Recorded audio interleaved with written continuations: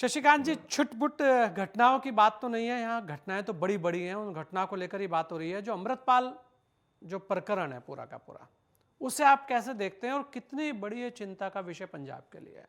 और कितनी बड़ी चुनौती भी है आने वाले समय में भी, और अमृतपाल को पकड़ना भी एक बड़ी चुनौती थी जिसे पंजाब पुलिस ने बखूबी निभाया।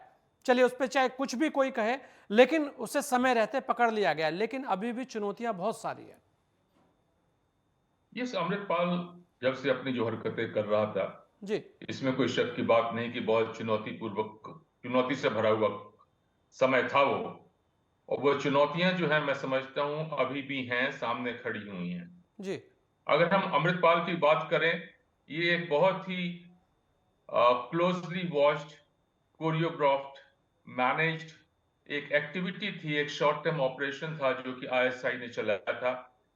जो हमारे नौजवान हैं, खासकर ऐसे नौजवान जो कि पोस्ट 84 हैं, जो कि 84 के बाद पैदा हुए हैं, जिनके मन में काफी प्रकार की भ्रांतियां लगातार फैलाई जा रही हैं, उनको बरगलाने का और एक बार फिर से वो खालिस्तान की बात को खड़ा करने के लिए तो बहुत ही चुनौती वाला समय था। क्योंकि उसको मीडिया में भी जो पब्लिसिटी मिल रही थी लगातार, उससे मैं समझता हूं कि ज्यादा नुकसान हुआ बनस्पति इसके कि जो अपनी हरकतें, गलत हरकतें कर रहा था, चाहे वो अजनाला की हो, चाहे कहीं और हो।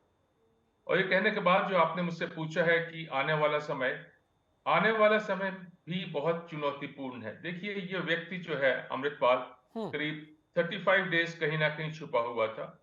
किसी ने इसको संरक्षण दिया, कोई इसको भोजन देता था, किसी के पास सुलाता था। और ये तो बात तार जुड़ रही है कि जो पैसा इसको मिल रहा था वो पाकिस्तान के थ्रू, और कुछ जो व्यक्ति हैं, खंडा या जो ऐसे लोग हैं जो चाहे अमेरिका, सॉरी, यूके में है, इंग्लैंड में है और कनाडा वगैरह में इनको पैसा आ रहा था।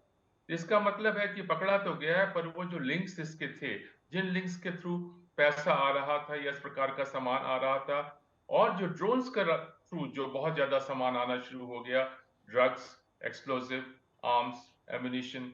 अब यूपी में भी जो घटना हुई है उसमें भी कहते हैं जो रिवॉल्वर पिस्टल इस्तेमाल हुआ था, पहला ड्रोन के राही ही आया था, पंजाब में आया था, वहां से फिर धीरे धीरे इसका प्रचलन बढ़ गया। तो ये जो मैंने कहा, जो चैलेंज है बहुत है, सीरियस है। क्योंकि सिक्योरिटी एजेंसीज को ऐसे जो स्प्लिंटर सेल्स हैं जो कि छुपे हुए हैं, उनको आइडेंटिफाई करके उनके खिलाफ जो भी एक्शन बनता है, एक्शन लेकर के पूरा कानून का शशिकांत व्यवस्था जी, को जो आपको है भी लगता बनाना है कि होगा। वरना इसकी इस कड़ियां बहुत प्रकार की बड़ी जो हैं? आप सो कॉल्ड छुटपुट घटनाएं कह रहे हैं, कहीं बॉम्ब ब्लास्ट हो गया किसी कोर्ट में या कहीं कहीं, अनफॉर्चुनेटली ऐसा चलता जाएगा। Thank you. जी। शशिकांत जी, मैं ये कह रहा था कि जिस तरीके से कड़ियां जुड़ने की बात की, आपने भी कहा है कि एक बहुत बड़ी कड़ी, अगर 35 दिन कोई व्यक्ति बाहर रहा है और वो लगातार घूमता रहा और जिसको लेकर बड़ी बड़ी एजेंसियां सक्रिय थी, तो इसका मतलब है कि उससे जो आश्रय था, जो उसे लोग पनाह दे रहे थे, वो भी ताकतवर होंगे। तो ऐसे में उनको भी जो जो वो कड़ियां हैं वो जोड़ना जो पुलिस के लिए वो सबसे बड़ी चुनौती होने वाली है, और उसे खोलना भी जल्द से जल्द पंजाब पुलिस के लिए जरूरी है। जो लोग ऐसी शरण देते हैं, ऐसा काम करते हैं, वो ताकतवर नहीं होते हैं।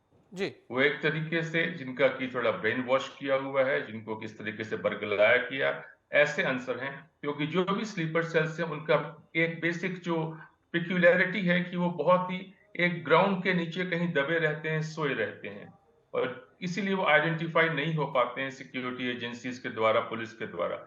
इसीलिए मैंने कहा कि ऐसे व्यक्ति जो कि जमीन के अंदर कहीं, जमीन के नीचे कहीं सो रहे हैं, इसलिए हम उनको स्लीपर सेल्स कहते हैं, स्प्लिंटर सेल्स कहते हैं, उनको आइडेंटिफाई करना आसान काम नहीं है। इसीलिए मैंने कहा कि जो पकड़ लिया उसको, पंजाब पुलिस को मुबारकबाद उसकी।